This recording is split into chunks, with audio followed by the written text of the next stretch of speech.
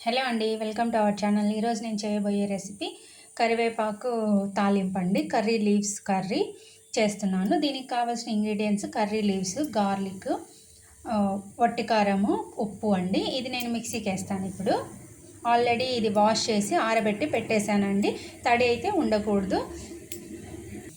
ఇప్పుడు మిక్సీలోకి కారం వేస్తున్నానండి. నేను రెడ్ చిల్లీ పౌడర్ 1 స్పూన్ వేస్తున్నాను. తర్వాత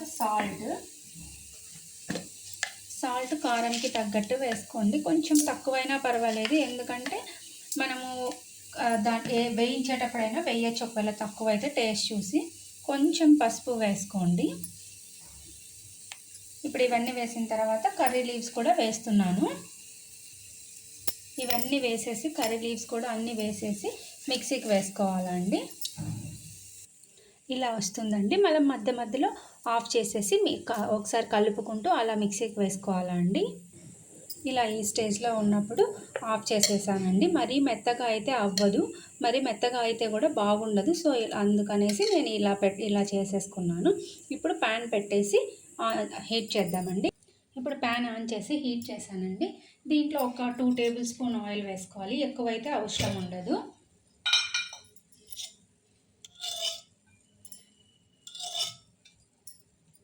కర్రీ లీవ్స్ అన్నది చాలా మంచిది కదండి, హెల్త్కి కానీ హెయిర్కి అలా మంచిది కదా. మనము తినని వాళ్ళు కర్రీ తిరువాతకి వేస్తే అలా తినరు కదా. సో మనం ఇలా చేసి పెడితే ఇదైతే ఇన్స్టెంట్ అండి, నిల్వ తాలింపు అయితే కాదు. సో ఆయిల్ హీట్ అయిన తర్వాత శనగబాళ్ళు, చెన్నదాలు కొంచెం ఎక్కువగానే వేసుకోండి ఇష్టపడే వాళ్ళు. నేనైతే కొంచెం ఎక్కువ వేస్తానండి. మినప్పాలు, ఊరద్దాలు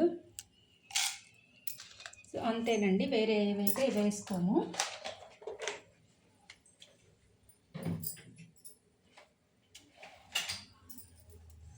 ఇవి కొంచెం వేగిన తర్వాత మనము గార్లిక్ వేస్తానండి. ఇది నేను గార్లిక్ ఆల్రెడీ పీల్ చేసి పెట్టేశాను. మీరు ఒకవేళ పీల్ చేయకుండా అలా కొట్టేసైనా వేసుకోవచ్చు. నేను 20 అలా తీసుకున్నాను. ఇదేం మన ఇష్టం అండి, తినేవాళ్ళు కొంచెం ఎక్కువైనా వేసుకోవచ్చు. సో ఇవి కొంచెం వేగిన తర్వాత గార్లిక్ వేస్తున్నానండి.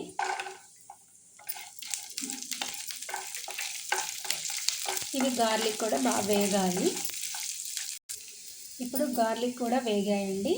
గార్లిక్ వేగిన తర్వాత మనము కరివేపాకు మిక్సీకి వేసి పెట్టుకున్నాం కదా, అది అంతా ప్యాన్లోకి వేసేస్తున్నాను. ఇది మొత్తం ప్యాన్లోకి వేసేసుకొని మనం వేయించుకోవాలండి. పచ్చి వాసన పోయే వరకు, పచ్చిదే కదా, సో పచ్చి వాసన వెళ్ళే వరకు కొంచెం వేయించుకోవాలి. ఇప్పుడు ఇది వేగిన తర్వాత మనం టేస్ట్ చూడొచ్చు. టేస్ట్ చూసి ఒకవేళ కారం, ఉప్పు ఏదైనా తక్కువ ఉంది అంటే కానీ ఇప్పుడు కూడా వేసుకోవచ్చు. బట్ రాళ్ళు ఉప్పు కాకుండా నార్మల్ సాల్ట్ వేసుకోవాలి. ఇది మనం సిమ్లోనే పెట్టుకోవాలండి. హై ఫ్లేము, మీడియం ఫ్లేము అలా పెట్టుకోకూడదు. సిమ్లోనే పెట్టుకొని వేయించుకోవాలి. బాగా దూరగా వేగుతుంది. మనకు వేగిందండి. నేను ఒకసారి టేస్ట్ చెక్ చేశాను. టేస్ట్ చెక్ చేస్తే లైట్గా సాల్ట్ తక్కువ ఉంది. సో నేను ఒక 1/2 టేబుల్ స్పూన్ వేసాను అంతే, ఎక్కువైతే తక్కువ లేదు, లైట్గా తక్కువ ఉంది. సో అందుకనేసి కొంచెం వేసి ఒక 2 మినిట్స్ అండి, 2 మినిట్స్ కూడా అవసరం లేదు.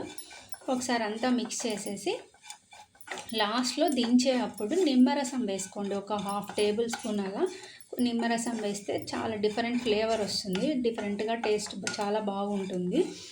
సో మనకు హెల్త్కు మంచిది, అన్నింటికి మంచిది కదా. సో ఇదైతే ఇన్స్టెంట్ అండి, ఒక 2 to 3 డేస్ ఉంటుంది, అది అంతకంటే ఎక్కువ అయితే ఉండదు.